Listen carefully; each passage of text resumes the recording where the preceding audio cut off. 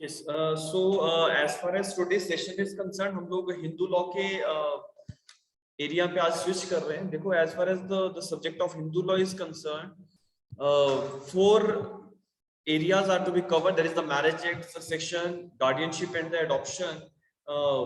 और इसी के साथ साथ आपका जो है मेंटेनेंस रिलेटेड जितने भी मोस्ट पॉसिबल एरियाज हैं सारे हमें कवर कर रहे हैं from the specifically from the exam point of view. अभी देखो, जहां तक हिंदू लॉ में किस तरीके के सवाल जो है वो पूछे जाते हैं एज फार एज हिमाचल और अदर स्टेट्स आर कंसर्न, तो थोड़ा उसमें पहले बातचीत करते हैं। देखो, दो चीजें हैं। जैसे कि हमारे सिविल लॉ 2 में हिंदू लॉ का पोर्शन आता है, तो सिविल लॉ 2 के अंदर approximately 10 questions will be there from the Hindu law, और 10 क्वेश्चंस में से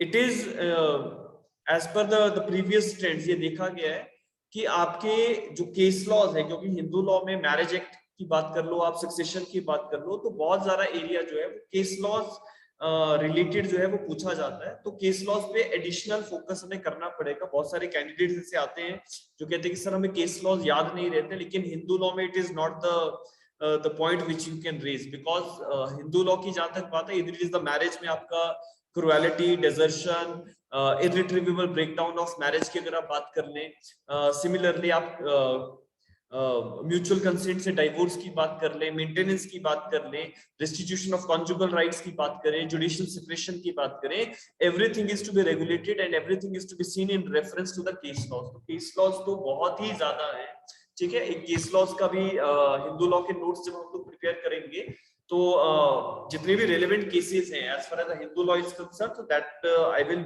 give it to you people, तो वहां से एक बार जरूर उसको फॉलो अप जरूर करना है आप लोगों ने, ठीक है। बाकी rest will try to cope up with the every possible area that is being asked in the exams, ठीक है। स्पेसिफिकली क्योंकि हिमाचल के पॉइंट ऑफ व्यू से तो हर एक चीज कवर करनी ही है, लेकिन हिंदू लॉ क्योंकि बाहर बाकी स्टेट्स में भी पूछा ही जाता है, तो हमें each and every dimension is to be covered, ठीक है। तो अभी जैसे आज का मेरा स्टार्टिंग ओपनिंग सेशन है, तो ओपनिंग सेशन में we are not directly coming to the MCQs, ठीक है। एमसीक्यूज पे थोड़ा सा बाद में आएंगे, लेकिन एक जर्नल इंट्रोडक्टरी एरिया या कैसे कैसे जो एरियाज है जो अदरवाइज, एक तो होता है ना कि हमने बेयर एक्ट में जो लिखा है वो समझ लिया, और एक होता है कि बेयर एक्ट से अलग से भी चीजें जो है वो पूछी जा सकती है, बिकॉज हिंदू लॉ की जहां तक बात है, आपका एक पर्सनल लॉ को कोडिफाई किया गया है, तो आपके करिकुलम में ये नहीं मेंशन है। स्पेसिफिकली अगर मैं हिमाचल की बात करूं तो ये नहीं मेंशन है कि हिंदू मैरिज एक्ट आएगा या सक्सेशन आएगा या गार्डियनशिप, एडॉप्शन, मेंटेनेंस आएगा, ये नहीं लिखा है। इट इज रिटन है हिंदू लॉ। तो Hindu law means that they may ask you the questions from the personal law as well as they may ask the questions from the codified law, ठीक है। तो दोनों ही एरियाज को हमें जो है वो कवर करना है। जैसे मैंने अभी आपको पहले ही बताया कि केस लॉज पे एडिशनल फोकस करना पड़ेगा। रिसेंट केसेस भी कहीं ना कहीं हिंदू लॉ के कंटेक्स्ट में अगर देखा जाए तो इम्पोर्टेंट है। जैसे कि अभी रिसेंटली आप लोग अगर यूट्यूब पे फॉलो करते हो, तो जैसे म्यूचुअल कंसेंट पे डाइवोर्स को लेके एक रिसेंट जजमेंट आया था, that we have discussed on the YouTube itself, तो वहां से भी उसको एक बार फॉलो अप कर लेना। जितने भी जजमेंट्स रिसेंट जो आती हैं, तो कोशिश करते हैं कि यूट्यूब पे एक स्पेशल सेशन उसका चला जाए, ताकि आप लोग अपने आप को वहां से अपडेट करके रखें, ठीक है। बहुत सारे केस लॉज तो होते ही हैं, but yes which is humanly possible that I used to discuss over the different platforms, ठीक है। So first of all I am taking certain areas of the Hindu marriage act. किसी का कोई सवाल, जहां तक हिंदू लॉ की बात है, कोई भी क्वेश्चन है तो आप जरूर यहाँ पे चैट बॉक्स में लिख के दे सकते हैं, ठीक है। So while discussing the area of the Hindu law we can take up those particular questions also, ठीक है। बाकी जो आगे का हमारा एरिया रहेगा, जैसे कि अभी तो हमारा हिंदू लॉ शुरू कर रहे हैं आज हम, तो it may take approximately 3 days, ठीक है। 3 या 4 दिन तक ये जाएगा, and after that I am going to take up the subject of TPA, that is the transfer of property act. तो टीपीए में जैसे आप लोगों की रिक्वेस्ट है कि you want to go it on the bare act based approach, है ना, कि बेयर एक्ट में बहुत सारे सेक्शंस ऐसे हैं जिनको समझने में दिक्कत आती है। तो टीपीए में क्योंकि it may take more than usual time which go for the other subjects, तो ज्यादा टाइम जरूर लगेगा। बट ये ज्यादा टाइम कहने का मतलब ये कि 6 से 7 दिन आपका जो है फिर टीपीए ले जाएगा, मतलब 1 week अप्रोक्सीमेटली, ठीक है। So contract we have done, limitation is also done, now the Hindu law, thereafter TPA, and then the HP urban land control is to be there. ठीक है, तो इसके बाद there will be the test of the civil law 2, और उसके बाद हम लोग जो है फिर civil law 1 में switch करेंगे, फिर the other subjects, that is the CPC and evidence. तो CPC और evidence को लेके तो कुछ जो हमें discussions कर रहे हैं वो जर्नली रहेंगे, ठीक है, because these are the very lengthy subjects, तो हम लोग MCQ based approach पे थोड़ा ज्यादा फोकस करेंगे. बट जहां तक बात आएगी स्टैंप एक्ट की, तो स्टैंप एक्ट में जितने भी लोग यहाँ पे भी बैठे हैं और जितने भी बाद में इस सेशन को देखेंगे, तो स्टैंप एक्ट देखो बहुत ज्यादा एक इम्पॉर्टेंट अपडेट है कि होता क्या है कि जैसे स्टैंप एक्ट में आप लोग पुराने अगर बेरिक्स लेके बैठे हो तो थोड़ा सा अलर्ट होना पड़ेगा, बिकॉज द रीजन इज 2021 में 2022 में there are certain amendments in the stamp act itself. तो क्योंकि वो अमेंडमेंट्स इतनी ज्यादा इंपॉर्टेंट है कि पुराने कुछ एक सेक्शंस में चेंजेस हो गए हैं, कुछ नए सेक्शन इनकॉर्पोरेट हुए, ठीक है. तो जैसे शिका है या Rita, Ramesh and other guys है ना, तो आप लोग इस चीज का ध्यान रखिएगा कि 2022 का जो अपडेटेड स्टैंप एक्ट है एक बार उसको जरूर परचेज करके रखिए, ठीक है. अभी तो नहीं, लेकिन जैसे ही हम स्टैंप एक्ट के आसपास जब स्विच करेंगे तो उसको अपने पास मंगवा के रखना, बिकॉज स्टैंप एक्ट में we have to go through with the exhaustive study, ठीक है. उसका कारण एक तो ये है कि अपडेट हुआ है, अमेंडमेंट हुआ है, तो हमें भी अपने सेशंस को एक बार अपडेट करना पड़ेगा, एंड अदरवाइज भी एक स्टैंप एक्ट को लेके एग्जॉस्टिव सेशंस की जरूरत थी, तो वो आप लोगों को एक जर्नल बेनिफिट जो है वो मिल ही जाएगा. तीसरी चीज कि स्टैंप एक्ट में पहले क्या होता था, एचपी में प्रीवियस ईयर पेपर्स अगर आप देखें तो स्टैंप एक्ट का क्वेश्चन आपके ऑप्शन पे होता था. What the candidates used to do कि जैसे आपने सीपीसी का क्वेश्चन कर लिया, आपने एविडेंस एक्ट का क्वेश्चन कर लिया, लेकिन एचपी कोड सेक्ट या स्टैंप एक्ट में से आप जो है ऑप्शंस उठा सकते थे कि आपको करना है या नहीं करना है, यू कैन चूज, ठीक है. बट नाउ अगर लास्ट ईयर का अगर आप पैटर्न देखेंगे तो जैसे क्वेश्चन नंबर 2 मैंडेटरी क्वेश्चन होता है सिविल लॉ 1 के पेपर में, civil law 1 question number 1 and 2 mandatory होते हैं. तो क्वेश्चन नंबर 2 में 4 हिस्से हैं, 4 हिस्सों में एक क्वेश्चन जो है आपको एविडेंस का था, एक क्वेश्चन आपको सीपीसी का, तीसरा क्वेश्चन आपको जो है स्टैंप एक्ट का, और चौथा क्वेश्चन आपको एचपी कोड सेक्ट का. तो जिससे ये समझ में आता है कि एग्जामिनर जो है वो एचपी कोड सेक्ट और स्टैंप एक्ट को कहीं ना कहीं मैंडेटरी पोर्शन की तरफ जो है वो लेके गए हैं. तो क्योंकि ये लास्ट ईयर का जो लास्ट एग्जाम हुआ है उसका ट्रेंड है, तो पॉसिबिलिटीज आर देयर कि अभी जो हमारा रिसेंट जो अभी नेक्स्ट एग्जाम जब भी आएगा तो उसमें भी सेम यही ट्रेंड जो है वो शायद फॉलो किया जाए. तो स्टैंप एक्ट को और एचपी कोड सेक्ट को अब मेंस पॉइंट ऑफ व्यू से हम अवॉइड नहीं कर सकते, तो you must go with the exhaustive studies of these two subjects. HP code sect में तो कुछ खास नहीं है, ठीक है, we have the limited number of sections, but जहां तक स्टैंप एक्ट की बात है you must be very much clear about the concept of the stamp act, so that I used to take up in the sessions itself, ठीक है. इसी crash course के अंदर ही हम स्टैंप एक्ट के एक एग्जॉस्टिव सेशंस जो है वो ले लेंगे. ज्यादा से ज्यादा सेशंस की जो ड्यूरेशन है वो बढ़ानी पड़ेगी, और it may take 5 to 6 days, ठीक है. तो दो सब्जेक्ट्स जहां तक मेरा विचार है कि दो सब्जेक्ट्स जिसमें हमारा टीपीए और स्टैंप एक्ट, इन दोनों में हमारा 1 वीक का टाइम जो है वो अप्रोक्सीमेटली लग सकता है. But when it comes to the other subjects तो उसमें हमारा वही सेम एमसीक्यू बेस्ड जो प्रैक्टिस सेशंस रहते हैं वही चलेंगे. प्रैक्टिस आप अपने रिवीजन्स अपने एंड पे करेंगे, and I am going to take up the certain MCQs and how to handle those MCQs that we will discuss over here, ठीक है. So we are starting with the Hindu law, ठीक है. So let us start. देखो Hindu law की जहां तक बात है, just is my screen is visible?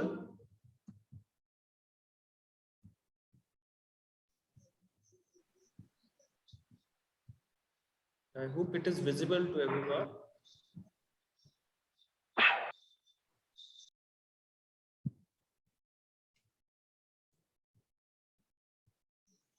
ठीक है, चलिए शुरू कर रहे हैं. देखो सबसे पहले तो मैरिज एक्ट पे थोड़ा सा डिस्कशन करते हैं. HP Hindu marriage act, sorry Hindu marriage act, ठीक है, 1955. देखो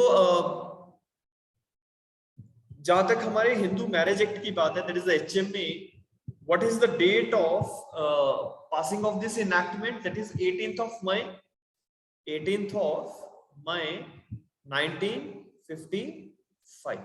ठीक है, 18th of May 1955 is the date on which the HMA was being enacted by, and given the section is being given by the authorities, ठीक है. Legislature ने जो इसको फाइनली एक लॉ में कोडिफाई किया, that is 18/5/1955. But there are certain things जो हमें अभी से जो है उसका ध्यान रखना है. नंबर 1 is कि हमारा जो हिंदू मैरिज एक्ट को लेके जो कॉन्सेप्ट है, या ये जो जो बेसिकली जो एरिया है कि इसके ऊपर कोडिफिकेशन हो सकती है या नहीं हो सकती है, so that is given in entry number 5 of the concurrent list.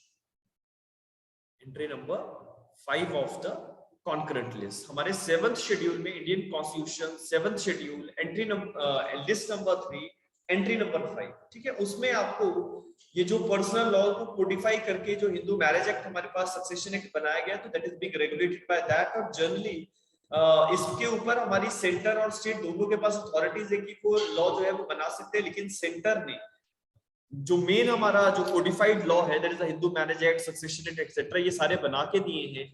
तो स्टेट्स अगर चाहें तो अपनी स्टेट के पॉइंट ऑफ व्यू से अगर कोई अमेंडमेंट करवाना चाहे तो करवा सकती है, या किसी प्रोविजन को अगर स्टेट को लगता है कि हमारी स्टेट में इसकी एप्लीकेबिलिटी नहीं हो सकती, तो दैट इज ऑल्सो जस्टिफाइड। लेकिन ये कॉन्करेंट लिस्ट का जो है एरिया है, तो इसको जो चीजें बेयर एक्ट में नहीं है मैं सिर्फ अभी वही बता रहा हूँ। नंबर 2, अगर आपको ये सवाल आता है कि जो हमारा हिंदू मैरिज एक्ट है ये हमारी दादरा एंड नगर हवेली की जो पौंडीचेरी जो यूनियन टेरिटरी एंड पौंडीचेरी में कब से एप्लीकेबल हुआ है, ठीक है। इट इज, हमारे पास यूनियन टेरिटरीज है ना, it is Dadra and Nagar Haveli and the other one is the Pondicherry. तो दोनों में at what point of time this Hindu marriage act came into force, तो आप लोग ना मार्क करके रखिएगा, it is 1965, ठीक है। 1965 में ये दादरा एंड नगर हवेली में एप्लीकेबल हुआ है और पौंडीचेरी में 1963 में हुआ है, ठीक है। वैसे तो फुटनोट्स में ये चीज आपको मिल जाएगी, लेकिन इट इज इंपॉर्टेंट। देखो आजकल ट्रेंड ये है कि एग्जामिनर ने एग्जाम को ज्यादा से ज्यादा टफ करने की कोशिश की है, ठीक है। अगर प्रीवियस ईयर के अलग अलग स्टेट्स के आप पेपर देखेंगे तो ऐसे क्वेश्चंस पूछे जाते हैं जो जनरली हम लोग इग्नोर कर देते हैं। तो ये छोटी छोटी चीजें आपके बेरेक्ट के अंदर होती है, लेकिन we must have to recall everything. So Dadra and Nagar Haveli 1965, Pondicherry it is 1963, ठीक है। तीसरी चीज कि ये तो लास्ट ईयर में भी एक बार पूछा गया था कि सिक्किम में, द स्टेट ऑफ सिक्किम, जो हमारा हिंदू मैरिज एक्ट है ये कब से इन्फोर्सेबल हुआ था, तो इट इज 1/5/1989, ठीक है। 1st of May 1989 is the date on which this law was extended to, Hindu marriage act was extended to the state of Sikkim, ठीक है। तो ये डेट्स जो है बेसिक डेट्स है, इनको याद रखिएगा। और तीसरा जो है J&K के अंदर जो रीऑर्गेनाइजेशन हुआ है उसके बाद it is also covered and 31/10/2019। ये तीनों डेट्स, 4 डेट्स जो मैंने अभी आपको मेंशन करी, दादरा एंड नगर हवेली के ऊपर एप्लीकेबिलिटी 1965, पौंडीचेरी 1963, सिक्किम 1989 का डेट है, और J&K में 2019 का डेट है 31 अक्टूबर 2019। तो ये चारों ही डेट्स जो है वो इंपॉर्टेंट है। यू डोंट नो HP में या अदर स्टेट्स में किस तरीके से क्वेश्चन है वो पूछा जा सकता है। Now the other thing is, देखो जहां तक इस HMA की बात है, HMA का क्या सिटीजनशिप से कोई वास्ता है? Yes everyone, is the HMA is to be seen in reference to the citizenship of a person on whom this law is being applicable? क्या सिटीजनशिप हम लोग देखते हैं HMA के लिए, या हम ये देखेंगे कि व्यक्ति जो है वो हिंदू डोमिसाइल है या नहीं? यस एवरीवन, ठीक है। सो हम क्या देखेंगे, हिंदू डोमिसाइल एक व्यक्ति है या नहीं। आपके पास सेक्शन नंबर 1 में सबसेक्शन 2 है, सेक्शन नंबर 1 सबसेक्शन 2। ये सेक्शन नंबर 1 के अंदर सबसेक्शन 2 कहता है that the HMA applies to the whole of India including the state of Jammu and Kashmir. Now after the 2019 amendment, the organization Jammu Kashmir के ऊपर भी हमारा हिंदू मैरिज एक्ट अप्लाई करता है, and it applies to all the Hindus which are domiciled in the territories to which this extends and who are outside the said territories. So either a person within the India or either a person is outside India, doesn't matter if a person is a Hindu domicile, this law is being going to regulate that particular person, ठीक है। तो ये छोटा सा एक concept है कि citizenship के आधार पे जो है हिंदू मैरिज एक्ट की एप्लीकेबिलिटी हम नहीं देखते, rather we are going to see the applicability of this law as per the domicile of a person। तीसरी चीज कि हमारे हिंदू मैरिज एक्ट के अंदर जो एक जनरल जो प्रोसीजर्स रखे गए हैं वो प्रोसीजर हम कौन से लॉ के हेल्प के साथ फॉलो करते हैं। तो where is the procedural law given for the Hindu marriage act? The procedural law is CPC. ठीक है, the procedural law is CPC. अगर आप लोग अपने अपने बेरेक्स में if you go through with section number 21, ठीक है, सेक्शन नंबर 21 अगर आप देखें तो सेक्शन नंबर 21 के अंदर लिखा हुआ है कि देखो वैसे तो बहुत हद तक एचएमए के अंदर बहुत सारी चीजों का प्रोसीजर रखा गया है कि कोर्ट्स का जुरिसडिक्शन कैसे एंटरटेन करना है, केस किस कोर्ट में जाएगा, ये थोड़ी बहुत प्रोसीजरल चीजें यहाँ पे रखी गई हैं। लेकिन अगर कहीं पे हिंदू मैरिज एक्ट के अंदर किसी चीज का प्रोसीजरल एस्पेक्ट जो है वो मेंशन नहीं है तो हम उसको सीपीसी के अकॉर्डिंगली फॉलो करते हैं, और सीपीसी में जो लिखा है we are going to follow that accordingly. और सेक्शन नंबर 21 जो है वो इसका एक लेजिस्लेटिव प्रोविजन है। तीसरी चीज, जो हमारे मैरिजेस का concept, the concept of marriages, ये हमारे हिंदू पर्सनल लॉ के अंदर जो हमारी स्मृतिज है, ठीक है, उसमें भी फिर अलग अलग स्मृतिज हमारे पास आएंगी, जैसे याज्ञवल्क्य स्मृति है। तो वहां से बेसिकली हम कहते हैं कि जो मैरिज का कॉन्सेप्ट है वो स्मृति से जो है उठाया गया है। तीसरी चीज, जैसे हम कहते हैं कि हमारे हिंदूज में मैरिज जो है वो एक कॉन्ट्रैक्ट है या एक सैक्रामेंट है। Yes everyone, in Hindus is a marriage is a contract और a sacrament? Yes everyone, quick. Sacrament.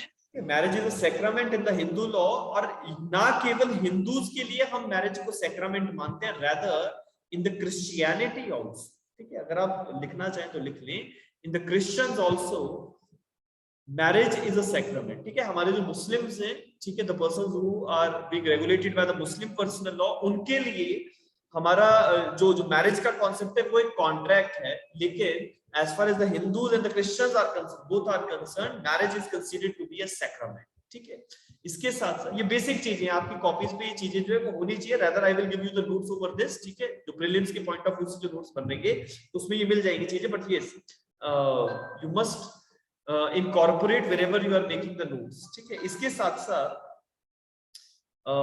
हमारे पास एक कमेटी का जिक्र बहुत बार आता है कि जो हमारी कोडिफिकेशन हुई है हिंदू लॉ की वो किस कमेटी ने करी है, तो it is the Rao committee. ठीक है, राव कमेटी का रिपोर्ट था 1948 में।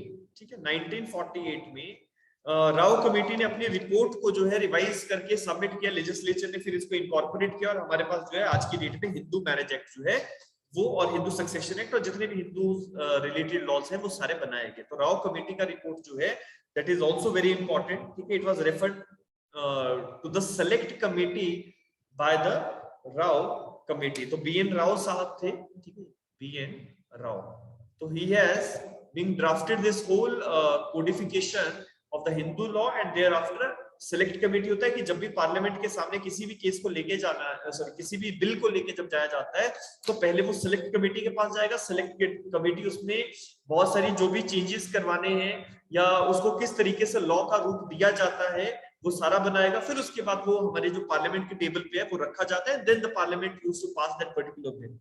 ठीक है, इसके साथ साथ दो मैगजीम का मैं यहाँ पे जिक्र करूंगा। एक मैगजीम है, the name of the magazine is, it is Congentic, it is M-A-R-T-I-T-E-T, Matet, Pamine, P-E-M-I-N-A-E, Est Day। ठीक है, Conjunctic, Matet, Pamine, Est Day, the meaning is, ये Est Day आगे नेचर पे आएगा, Est Day nature, the meaning is that husband and wife are या ऐसे लिखूंगे husband and wife together, लिख लो husband and wife together is a law of nature। husband and wife together is a law of nature, is a law of nature। और एक दूसरा magazine भी मैं refer करूंगा, आप इसको लिख लीजिए, इट इज कॉन्जेंटेक, C-O-N-J-U-N-C-T-I-C, मैरिटेड, M-A-R-T-I-D-E-T, पैमिने, P-E-M-I-N-A, Est Day, E-S-T-D-E, nature. ठीक है, the meaning is husband and wife together is a nature, law of nature. और एक दूसरा मैगजीन आप लोग जरूर लिखिए, just yeah. Another maxim is, it is verit, verit, uner, verit, uner,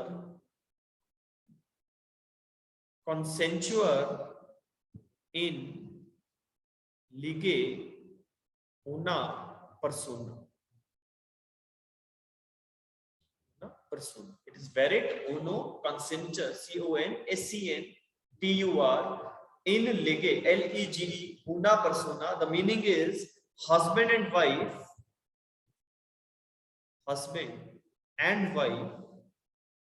are considered, husband and wife are considered to be one in law. ठीक है, husband और वाइफ को हम कानून के तहत एक मानते हैं, ठीक है, लेकिन ये पर्सनल लॉ की एप्लीकेशंस के अकॉर्डिंगली ऐसा कहा जाता है। हमारे एविडेंस एक्ट के प्रिंसिपल्स कुछ और कहते हैं, ठीक है। तो husband and wife are considered to be one in law, ऐसा कहा जाता है हमारे पर्सनल लॉ में, जो हिंदूज की पर्सनल लॉ है उनमें कहा जाता है। लेकिन we have certain provisions in the evidence act जिसमें ये कहा गया कि हस्बैंड अगर वाइफ के अगेंस्ट कोई एविडेंस देना चाहे, वाइफ हस्बैंड के अगेंस्ट एविडेंस देना चाहे तो दे सकते हैं, उसमें कोई दिक्कत नहीं है। तो these are generally the exceptions are there in the evidence act, ठीक है। तो वो तो जनरल चीज है, लेकिन आपको एक मैगजीन का ध्यान रखना है। इट इज वेरिड उनो कंसेंचर इन लीगे una persona, that is husband and wife are considered to be one in law, ठीक है। तो these are the basic things that we must understand, that how the Hindu personal law is being evolved, कैसे ये बना, कहाँ पे applicable हुआ, किसने बनाया, ये कुछ एक बेसिक चीज है। Now there are certain other things which we are going to discuss in the MCQ portion itself, ठीक है। तो चलिए जितने भी बाकी के जो कॉन्सेप्ट्स हैं वो MCQs में साथ में जो है डिस्कस करता रहूंगा। So let us come to the another portion of this session for today. Just hold on.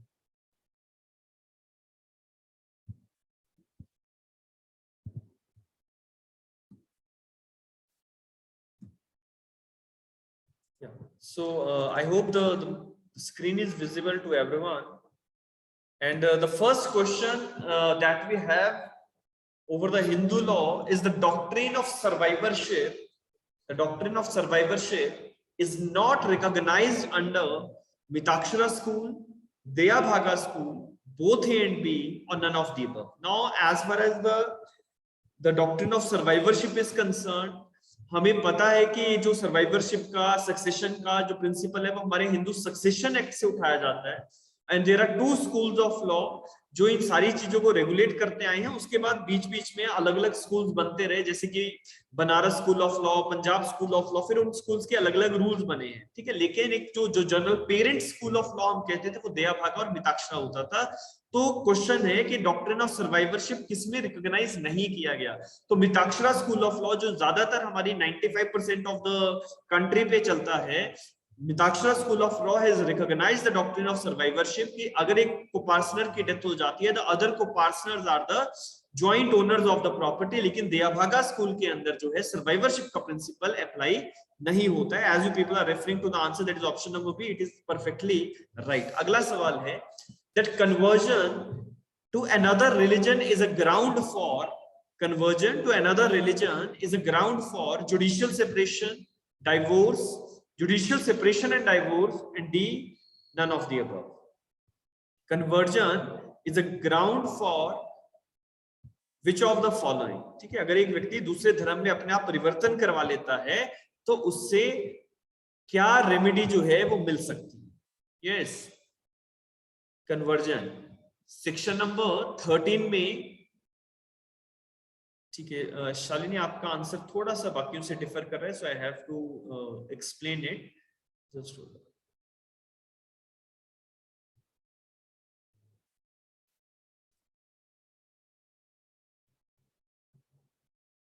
या सो सेक्शन नंबर 13 में सबसेक्शन 1 में क्लॉज नंबर जो 2 है, that is a person whosoever is ceased to be a Hindu by conversion to another religion, this is a ground for divorce। और इसी के साथ साथ if you people go to section number 10, ठीक है। तो सेक्शन नंबर 10 आपको बताता है कि कब एक व्यक्ति जुडिशियल सेपरेशन ले सकता है। तो जितने भी ग्राउंड्स एक व्यक्ति को सेक्शन नंबर 13 के सबसेक्शन 1 के अंदर डाइवोर्स क्लेम करने के लिए अलाउ करते हैं उन सारे ग्राउंड्स पे आप जो है जुडिशियली सेपरेट भी हो सकते हैं. So the right answer to this particular question is option number C, that is both judicial separation as well as divorce. दोनों ही चीजें जो हैं कन्वर्जन करने से अगर एक व्यक्ति दूसरे धर्म में चला जाता है, he ceases to be a Hindu, so it is a ground for the judicial separation as well as for the divorce also. अगला सवाल, insanity is a ground for annulment of the marriage as voidable, judicial separation, divorce, or all of the above. Insanity is a ground for annulment of the marriage, judicial separation, divorce, or all of the above. ठीक है, सुरेंद्र आप option number A कह रहे हैं annulment of the marriage, लेकिन divorce क्या insanity के ground पे नहीं ले सकते? Yes, is a person is not competent enough to claim divorce on the ground that the other person is insane. If you go to section number 13 subsection 1 clause number 3, ठीक है, so it is basically the concept of insanity which is being covered over here, and that is why insanity is a ground for the annulment of marriage as per section number 12, as a ground for judicial separation and divorce as per section number 10 and 13. ठीक है, तो option number जो D है that is the right answer to this question. अगला सवाल, find out the incorrect preposition. आपको जो है गलत preposition है वो मार्क करना है. लिखा है when the petition under section number 13B of the HMA has been moved, motion may be moved by either party. ये करेक्ट है या नहीं आप लोग बताएंगे. Period of 6 months may be waived. Mutual consent should subsist till the passing of final decree. The upper limit for the withdrawal of the petition is 18 months. Yes. So this is a question that find out the incorrect preposition. When a petition under section 13B has been moved, the motion may be moved by either party. Period of 6 months may be waived. Mutual consent should subsist till the passing of the final decree, and upper limit for the withdrawal of the petition is 18 months. ठीक है, चलो मैं थोड़ा सा इसको simplify करता हूं कि लॉ के अकॉर्डिंगली आपको क्या लगता है.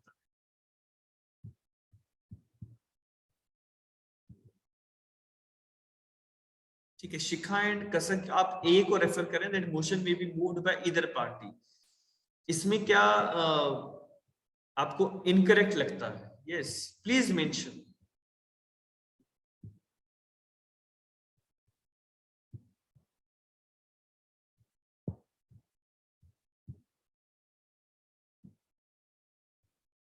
Section number 13B mutual consent की बात कर रहा है. 13B, क्या म्यूचुअल कंसेंट से डाइवोर्स सिर्फ वाइफ ले सकती है, हस्बैंड के पास कोई अधिकार नहीं? Yes, do husband has no right to claim divorce? दी आपने तो कोर्ट उनके या उनको बाद सर. Yes, 13B. ये 13 सेक्शन नंबर 13 सबसेक्शन 2 से सवाल नहीं है, 13B से सवाल. Divorce by mutual consent.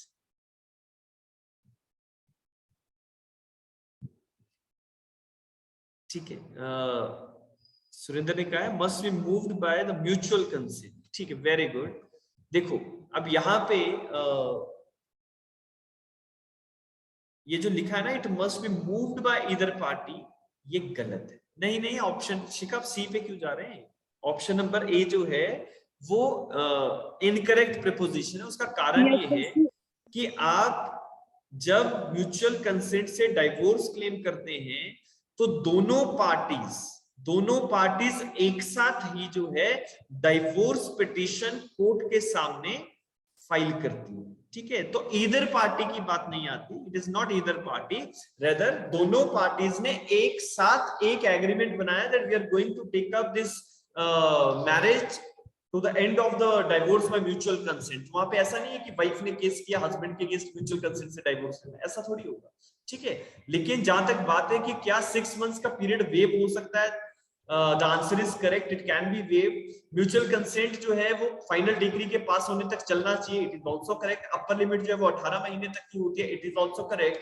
लेकिन it may be moved by either party, it is incorrect. तो बाकी लोगों को क्लियर हुआ या नहीं हुआ? Yes everyone, is it clear? Yes और नो करके जवाब देंगे। लिखा हुआ है 13B, अगर आप देखें तो it is written that subject to the provisions of the act, a petition for the dissolution of marriage by the decree of divorce may be presented to the district court by both the parties to the marriage, both the parties, ठीक है, ठीक है। सो आपने A answer किया था, लेकिन उस पे एक कॉन्फिडेंस जनरेट नहीं कर पाए, लेकिन I hope now it is very much clear to you, ठीक है। चलिए आगे चलते हैं। अगला सवाल है सर, यहाँ पर जो 6 मंथ्स का पीरियड है सर, ये किन कंडीशंस में?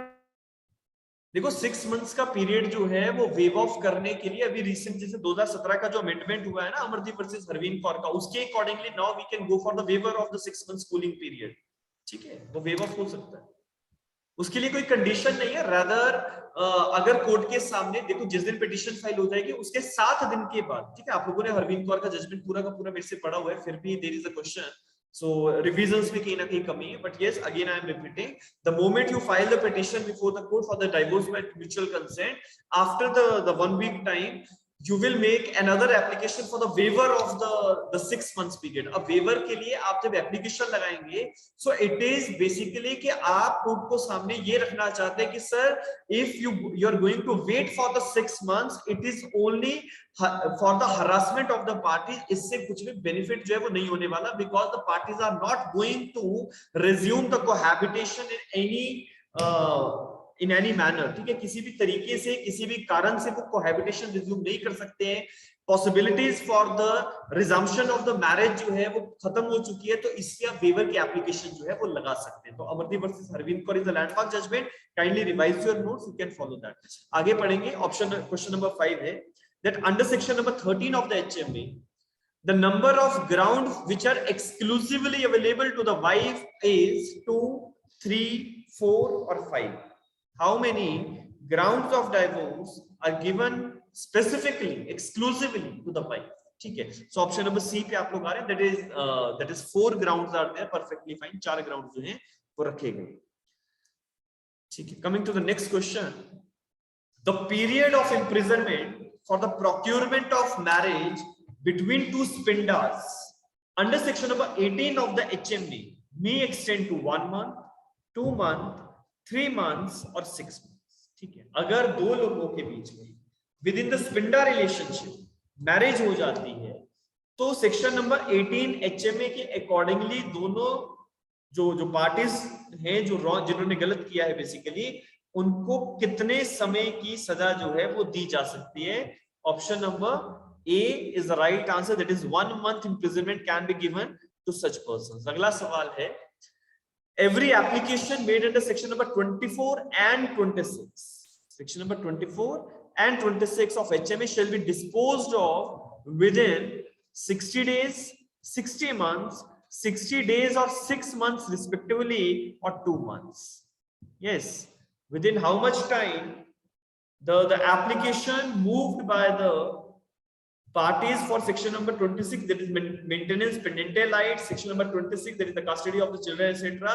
Such applications are to be disposed of within the period of 60 days, ठीक है। Option number A. अगले सवाल पे आ रहे हैं, in which of the following cases it was first time held that a Hindu is by birth and can also be made, एक व्यक्ति जन्म से हिंदू होता है और हिंदू बन भी सकता है, ठीक है। and can also be made, conversion होके भी एक व्यक्ति हिंदू जो है बन सकता है। which case? Varmani versus Varmani, Ibrahim versus Ibrahim, Krishna versus Krishna, Mohandas versus Devasan बूथ। Yes, question number 8। Guess work नहीं चलेगा, गेस वर्क जो करेगा वो नुकसान कर रहा है, ठीक है, अगर आपको नहीं आता है, say it is we are not able to answer this. If you know, then you can answer. The right answer is option number B, that is Ibrahim versus Ibrahim, in which case the court has held that a person can be a Hindu by conversion and a person is Hindu by birth. So question number 8 में option number B, that is the Ibrahim versus Ibrahim का case है. It is a very landmark judgment over this particular point that Hindu is by birth and can also be made. इसको लिख लेना कहीं पे, Ibrahim versus Ibrahim. ठीक है, coming to the next question. A petition for the judicial separation lies if the marriage is void, if the marriage is valid, if the marriage is either void or voidable, if the marriage is invalid. Section 10 के accordingly judicial separation की अगर आप petition लगाना चाहते हो तो marriage कैसा होना चाहिए? वॉइड, वैलिड, वॉइड और वॉइडेबल और इनवैलिड। कमाल कर रहे हो यार, वॉइड कैसे होगा? ठीक है, हाउ यू कैन से, देखो अगर तो मैरिज वॉइड है then it is a void from the inception, तो मैरिज की वॉइडेबिलिटी के लिए सेक्शन नंबर 10 में जाओगे। ठीक है, सेक्शन नंबर सॉरी 11 में जाओगे।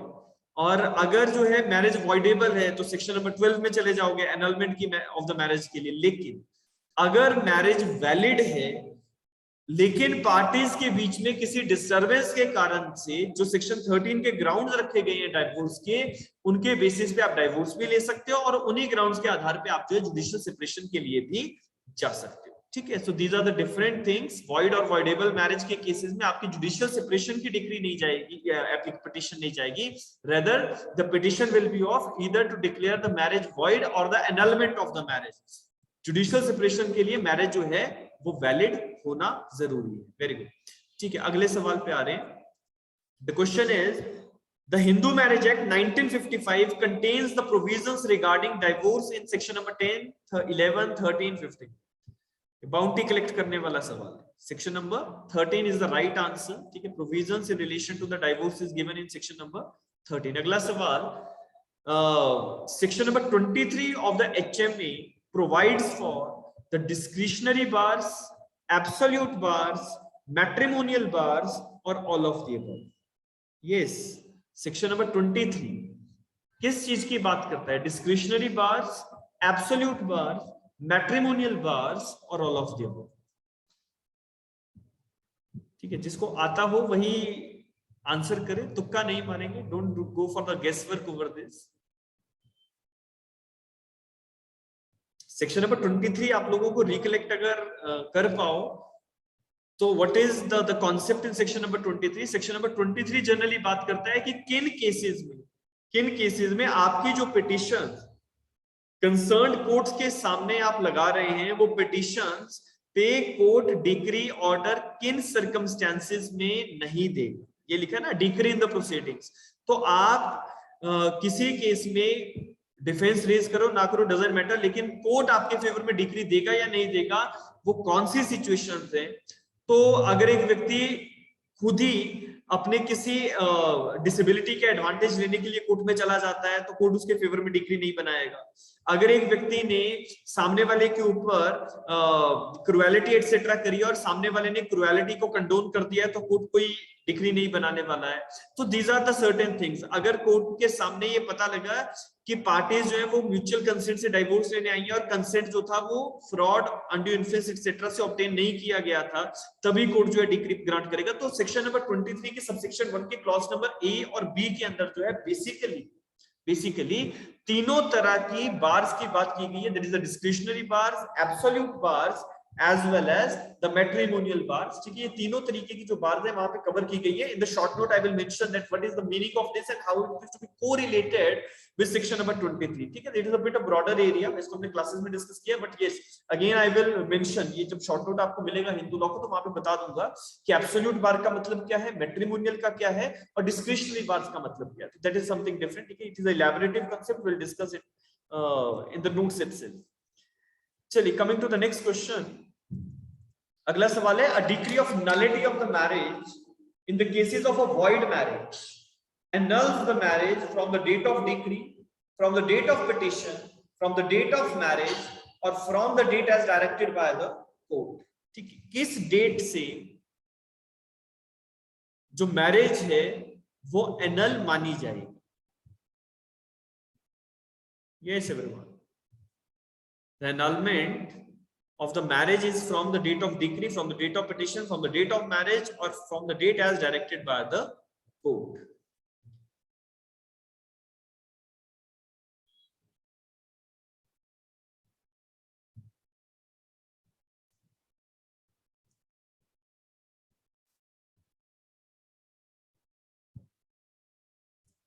Yes, so few of you are giving the answer, that is option number C, and someone is giving the answer, that is option number A. ठीक है, देखो as far as the annulment of the marriage is concerned, अगर दो लोगों के बीच में marriage हुआ है, मैरिज का सोलमनाइजेशन हुआ, उसके बाद वॉइडेबिलिटी के कुछ ग्राउंड्स थे, पार्टी जो है मैरिज के एनलमेंट के लिए कोर्ट में चली गई, एनलमेंट हो गया मैरिज का, तो जिस डेट से मैरिज हुई थी उसी डेट से हमने उसको एनल कर दिया है, ठीक है। It is the nullity of the marriage which is applicable from the date of the marriage itself. Date of petition या डेट ऑफ डिक्री से हमें कोई वास्ता नहीं है, क्योंकि आप उस मैरिज को बाइंडिंग कर ही नहीं सकते for the short duration also. जिससे मान लो कि जैसे कैसे आप यहाँ पे कह रहे हैं from the date of decree, तो इसका मतलब ये हुआ जैसे आज मान लो पार्टीज की मैरिज हुई है, 2 साल बाद पार्टीज को डिक्री मिली, तो 2 साल तक मैरिज वैलिड रहा है, उसके बाद एनल हुआ, तो ऐसा नहीं है। From the date of the marriage itself it is to be declared as the marriage was annulled between the parties, क्योंकि voidability के grounds थे। ऑप्शन नंबर सी पे आप लोग जाएंगे, that is from the date of marriage। अगला सवाल है, the parties regarded as not having the mental capacity to solemnize the marriage if it is suffering from unsoundness of mind, mental disorder, insanity or epilepsy, or all of them. Yes,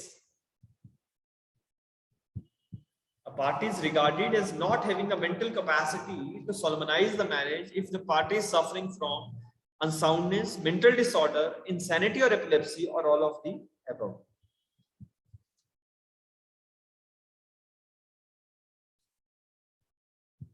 ठीक है, option number D पे आप लोग आ रहे हैं। Option number D वैसे तो इस क्वेश्चन के पॉइंट ऑफ व्यू से देखा जाए तो सही है, लेकिन एक चीज का ध्यान रखिएगा कि जैसे यहाँ पे एपिलिप्सी को मेंशन किया गया है, एपिलिप्सी, ठीक है, तो एपिलिप्सी जो है is not covered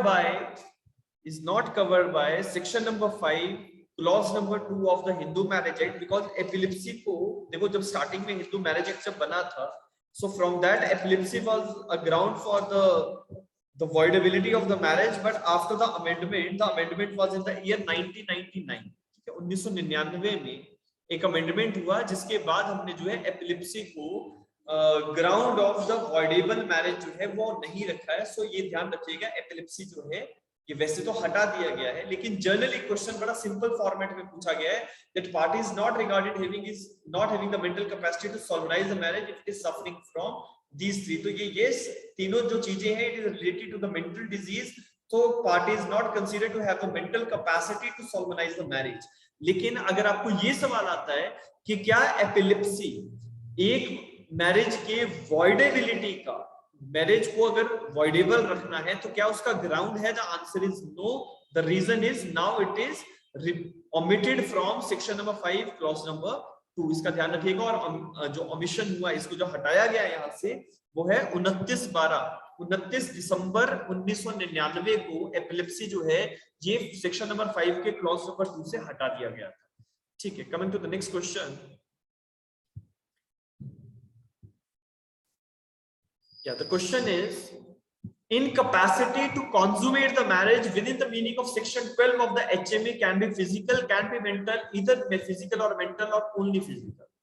Incapacity to consummate the marriage within the meaning of section number 12 of the HMA, कि parties अगर married हैं लेकिन मैरिज को consummate नहीं कर सकती, मतलब they cannot perform their matrimonial obligations, तो उसके पीछे क्या कारण हो सकता है? क्या physical incompetency, mental incompetency, both, या only physical?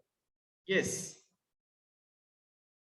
It is basically related with कि दो लोगों के बीच में जो सेक्सुअल रिलेशनशिप्स हैं वो क्यों नहीं बन पा रहे? क्या उनके बीच में कोई फिजिकल की इनकैपेसिटी है, कोई मेंटल इनकैपेसिटी के कारण से साइकोलॉजिकली वो व्यक्ति रिलेशनशिप्स में नहीं एंटर कर सकता है? दोनों है या फिर only physical? The answer is option number C, that is either physical और मेंटल इनकैपेसिटी, दोनों ही जो है मैरिज की कॉन्जुमेशन के बीच में अगर बाधा बनते हैं तो सेक्शन नंबर 12 के अंदर वो वॉइडेबल मैरिज का ग्राउंड तैयार करेंगे। ठीक है, next question is when a marriage is void because a person has taken a second wife, a petition under section number 11 of the Hindu Marriage Act can be filed by first wife, second wife, either A or B, or either party to a valid marriage.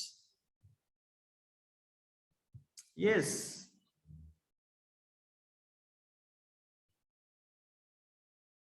सोच समझ के जवाब दीजिए, ऐसे नहीं चलेगा। पहले तो ये देखो, क्वेश्चन का आंसर करने में जल्दबाजी करते हो। पहले तो ये देखो कि किस व्यक्ति को कोर्ट से रेमेडी चाहिए। ठीक है, क्योंकि जिसे रेमेडी चाहिए वही कोर्ट में जाएगा। जिस व्यक्ति को ये लगता है कि मेरी मैरिज वैलिड नहीं है, इस मैरिज को वॉइड डिक्लेयर करवाना है, तो मैं कोर्ट में जाऊंगा। शालिनी आप इधर कह रहे हैं, लेकिन थोड़ा सा माइंड एप्लीकेशन की जरूरत है सवाल में। You must understand, everyone must understand whatever I am stating over here, कि आपने एक पिटीशन फाइल करना, तो पिटीशन में you must have the locus standi, आपका कॉज ऑफ एक्शन होना चाहिए। आप कॉज ऑफ एक्शन जब लेके आते हैं तो आप कौन हैं? वॉइडेबल और वॉइड मैरिजेस के कॉन्सेप्ट में कौन व्यक्ति कोर्ट में जाता है?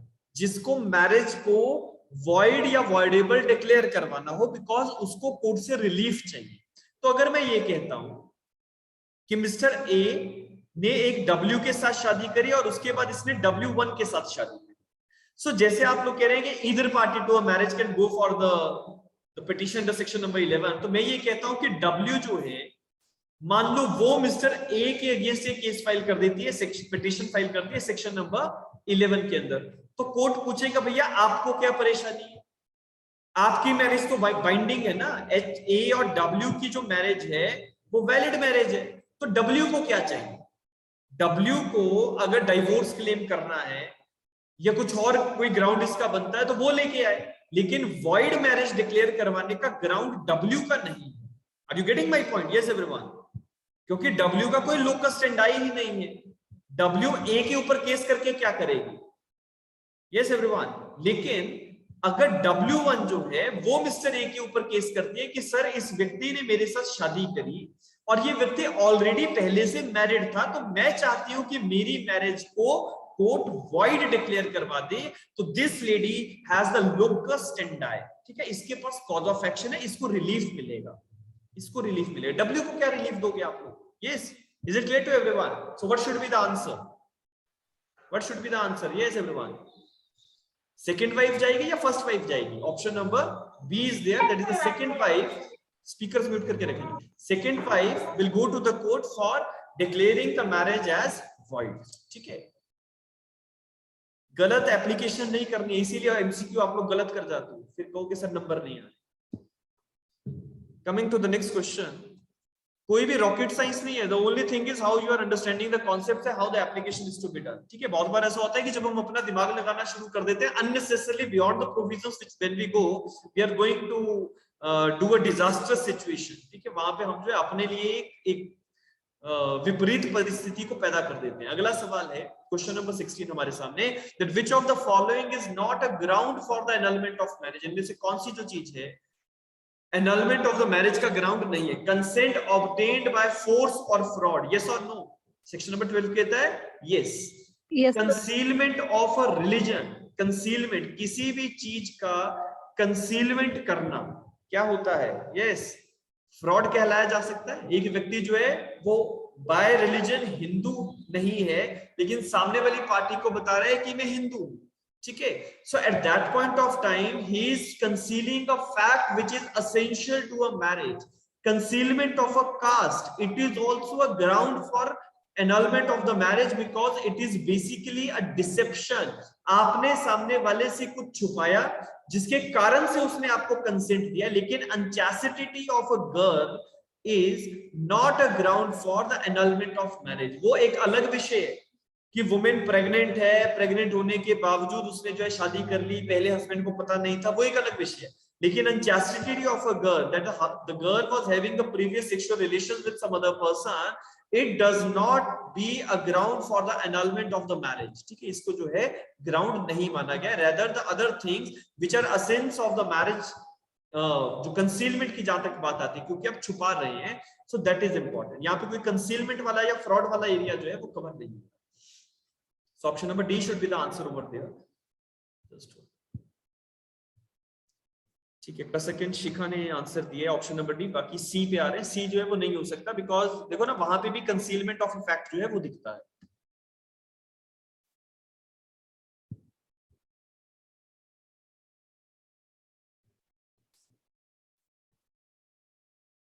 ठीक है, अगला क्वेश्चन है हमारे सामने, that in petition for divorce if a petitioner fails to establish the alleged ground of divorce, though the facts do establish the ground of judicial separation.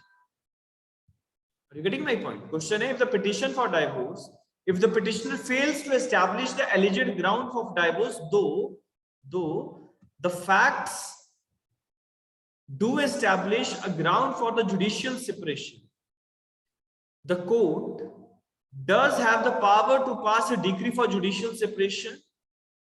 The court has the power to pass a decree, no power to pass a decree for judicial separation. The court has the power to pass the decree of judicial separation only when the prayer has been made by the parties, or either B or C.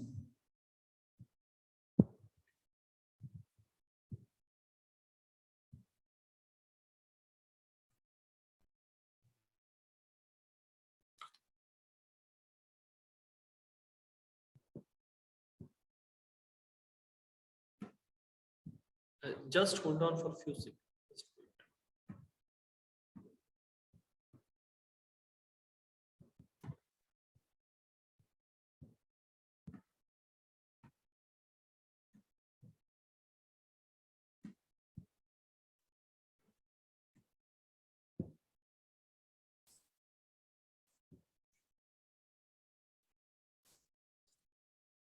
Is my voice is clear to everyone?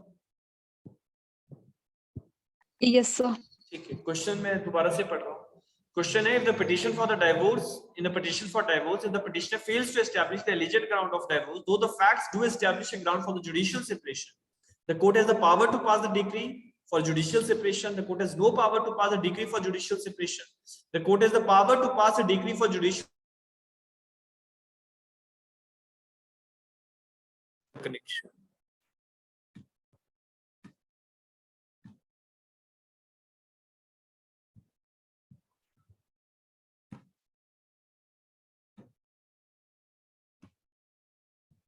Yeah, so ये जो question है, question में दोबारा से repeat कर रहा हूँ, कुछ इंटरनेट में कुछ दिक्कत आ रही है, ठीक है, नेटवर्क कनेक्शन में। क्वेश्चन है कि एक व्यक्ति ने डाइवोर्स पिटीशन फाइल किया, लेकिन डाइवोर्स के ग्राउंड एस्टेब्लिश नहीं हो पा रहे हैं, लेकिन जुडिशियल सेपरेशन के लिए कुछ एक ग्राउंड जो है वो शायद बनते हैं। तो क्या कोर्ट डिक्री बनाएगा जुडिशियल सेपरेशन की? ऑप्शन नंबर बी है नहीं बनाएगा। ऑप्शन नंबर 3 कह रहा है बना सकता है अगर पार्टीज ने प्रेयर की है, या फिर इधर बी और सी में आप जाना चाहते हैं। Yes, option number D